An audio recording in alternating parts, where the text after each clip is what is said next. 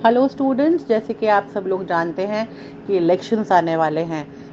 आज हम अपनी इस वीडियो में कुछ इलेक्शन से रिलेटेड ही बात करेंगे। जैसे कि आप सभी लोग जानते हैं कि देश को चलाने के लिए इलेक्शन की ज़रूरत पड़ती है और हमारा देश इंडिया एक डेमोक्रेटिक नेशन है। डेमोक्रेटिक नेशन का मतलब होता है डेमोक्रेसी, यानी कि जो हमारा इंडिया है वो एक डेमोक्रेटिक नेशन है, जिसका मतलब ये है कि हम अपनी सरकार खुद चुनते हैं वोटिंग के द्वारा। दुनिया में जितनी भी गवर्नमेंट है उनमें दो प्रकार की गवर्नमेंट्स देखने को मिलती है। पहली है parliamentary form of government and दूसरी है प्रेसिडेंशियल फॉर्म ऑफ गवर्नमेंट। तो ये बात तो तय है कि दुनिया में जितने भी डेमोक्रेटिक कंट्रीज हैं उनमें जो गवर्नमेंट बनती है वो वोटिंग के द्वारा ही बनती है। उसके लिए हमें लेजिस्लेचर और एग्जीक्यूटिव के बीच का रिलेशन समझना होगा। एग्जीक्यूटिव यानी सरकार, प्राइम मिनिस्टर और उसकी कैबिनेट, और लेजिस्लेचर यानी लॉ मेकिंग बॉडी।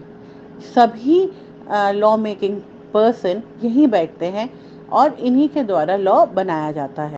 और पार्लियामेंट्री फॉर्म ऑफ गवर्नमेंट में जो एग्जीक्यूटिव्स होते हैं वो पार्लियामेंट के प्रति यानी कि लेजिस्लेचर के प्रति रिस्पॉन्सिबल होते हैं, जबकि प्रेसिडेंशियल फॉर्म ऑफ गवर्नमेंट में जो एग्जीक्यूटिव होते हैं वो नॉन रिस्पॉन्सिबल होते हैं लेजिस्लेचर के लिए। रिस्पॉन्सिबल का मतलब होता है कि सरकार तभी तक पार्लियामेंट में रह सकती है जब तक उनके कैबिनेट मिनिस्टर्स को उनकी पॉलिसीज पे पूरा भरोसा होता है। और अगर पार्लियामेंट के लोगों का सरकार पर से विश्वास उठ गया तो वो नो कॉन्फिडेंस मोशन भी ला सकते हैं और सरकार गिरा भी सकते हैं। ऐसी सरकार को पार्लियामेंट्री फॉर्म ऑफ गवर्नमेंट भी कहा जा सकता है। अब देखते हैं non responsible form of government जो हमें अमेरिका में देखने को मिलती है। यहाँ पे एग्जीक्यूटिव सरकार के प्रति रिस्पॉन्सिबल नहीं होता है, मतलब उसकी कोई रिस्पॉन्सिबिलिटी ही नहीं होती है। यानी कि आप अगर एक बार प्रेसिडेंट बने तो 5 साल तक आप प्रेसिडेंट बने रहेंगे। इसमें किसी को भी नो कॉन्फिडेंस मोशन देने की परमिशन नहीं होती है, यानी कि कोई भी सरकार आपकी गिरा नहीं सकता, चाहे आपको प्रेसिडेंट पसंद हो या नहीं, चाहे आपको पॉलिसीज अच्छी लगे या नहीं, आपको वहां से हटाया नहीं जा सकता। लेकिन यहाँ पे भी प्रेसिडेंट को इम्पीच किया जा सकता है, और इम्पीचमेंट भी बहुत रेयर कंडीशन में हो सकता है, जहाँ पे बहुत ही कोई एक्सट्रीम कंडीशन आ जाए। केवल एक पॉलिसी के ऊपर हम इम्पीचमेंट नहीं कर सकते। एक नॉन रिस्पॉन्सिबल गवर्नमेंट को हम प्रेसिडेंशियल फॉर्म ऑफ गवर्नमेंट भी कहते हैं। हमारे कॉन्स्टिट्यूशन ने देश के लिए पार्लियामेंट्री फॉर्म ऑफ गवर्नमेंट को चुना है, जिसमें स्टेट और सेंटर के रिलेशन के बारे में बताया गया है।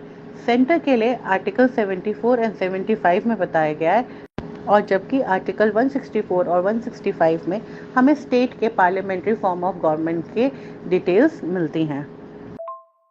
अमेरिका में तो प्रेसिडेंशियल फॉर्म ऑफ गवर्नमेंट होता है, जिसके अंदर केवल एक प्रेसिडेंट ही होता है। लेकिन यहाँ पे इंडिया में हमारे पास पार्लियामेंट्री फॉर्म ऑफ गवर्नमेंट है, जिसमें head of the nation president होता है और प्राइम मिनिस्टर एग्जीक्यूटिव होता है। तो अब ये प्रोसीजर होता कैसे है? बेसिकली प्राइम मिनिस्टर को लोगों ने चुना है।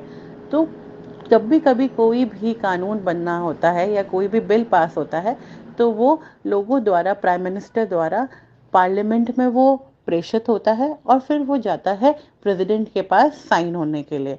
अब प्रेसिडेंट रिस्पॉन्सिबल होता है कि वो बिल पास करें या ना करें। इसको हम ऐसे भी समझ सकते हैं कि जो प्रेसिडेंट का काम है वो है देश के लिए कानून बनाना, जिसके लिए वो प्राइम मिनिस्टर की हेल्प लेते हैं ताकि वो लोगों तक पहुंच सकें क्लियरली। तो अब हम आते हैं हमारे मेन टॉपिक पे कि पार्लियामेंट बेसिकली होता क्या है। पार्लियामेंट में दो सेमी सर्कल्स होते हैं।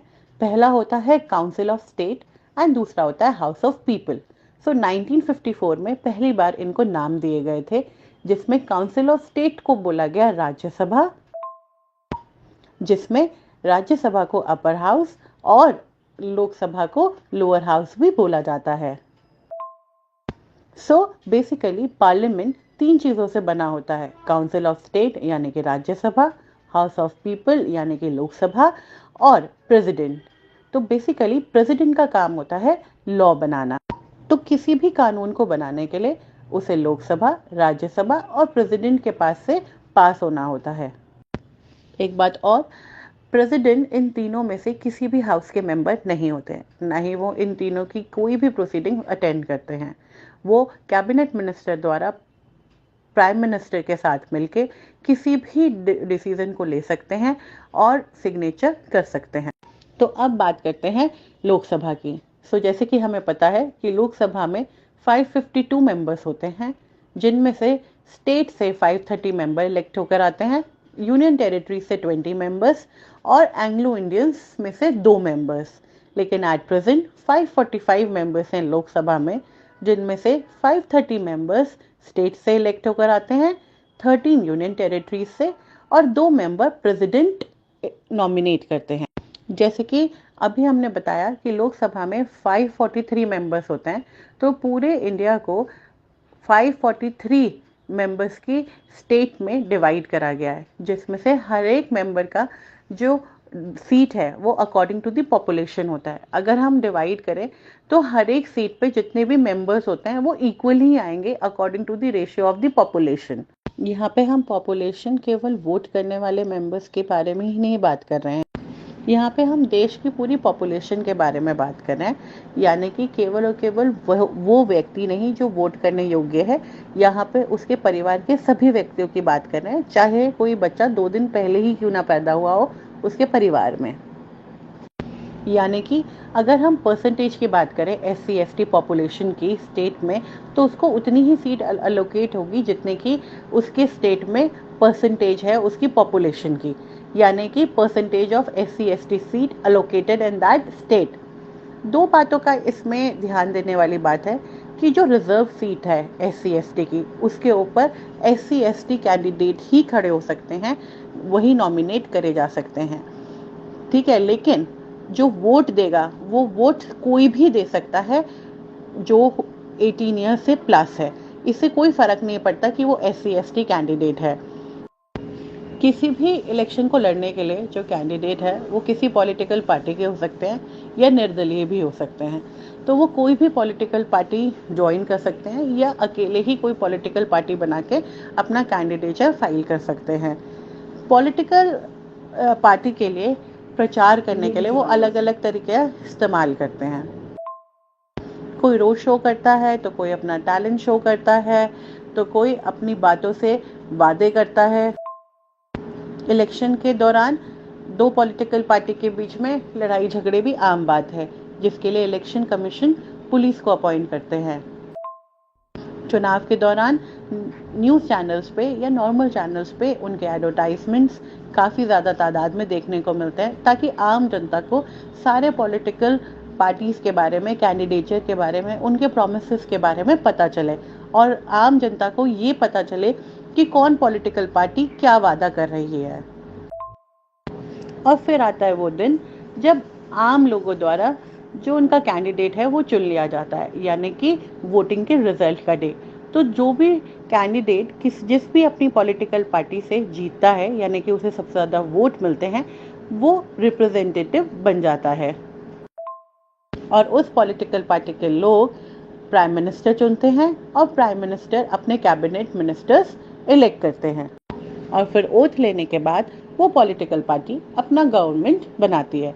अगर कोई भी पॉलिटिकल पार्टी ऐसी है जो मेजॉरिटी में नहीं आई, यानी कि 50% से ज़्यादा वोटों से नहीं जीती है, तो वो कोलिशन गवर्नमेंट बनाती है, यानी कि वो 2 या 2 से अधिक पॉलिटिकल पार्टी के गठजोड़ के साथ, गठबंधन के साथ। तो मैं आप लोगों से यही विनती करूंगी कि आने वाला जो इलेक्शन है उसमें जाएं और अपना इम्पोर्टेंट वोट ज़रूर दें, क्योंकि हमारा अधिकार है वोट देना और ये हमारा कर्तव्य है एक अच्छी पॉलिटिकल पार्टी को जिताना, ताकि हमारे देश का डेवलपमेंट हो और हम सबका साथ में डेवलपमेंट हो।